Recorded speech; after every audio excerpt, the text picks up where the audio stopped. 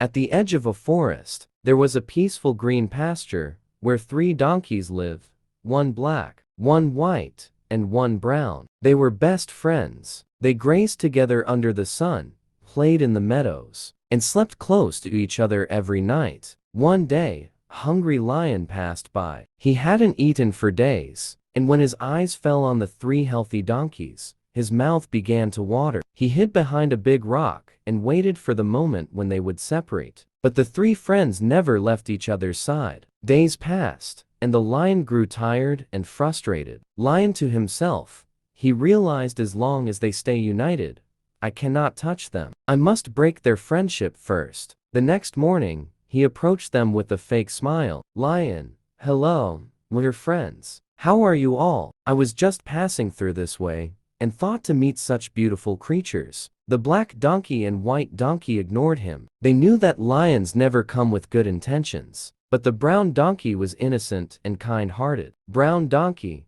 smiling, nice to meet you, friend. You are welcome here. The lion slowly began his plan. A few days later, he said to the brown donkey, Lion, let the white donkey. Her color is different from ours. If I eat her, we'll all look the same. Then there will be no difference among us. The brown donkey thought for a while, and foolishly agreed. She distracted the black donkey while the lion killed the white donkey. Days passed peacefully until the lion came again. Lion, softly, brown donkey. Now, it's only you and me who are the same color. The black donkey looks so different. Let me kill her too, so we can live together in peace. Once again, the brown donkey agreed. And once again, the lion struck, this time killing the black donkey. Now, the brown donkey was left alone in the pasture. She roamed around proudly, thinking, brown donkey to herself, I'm the only one left. My color matches the lion's. He will never harm me. But one day,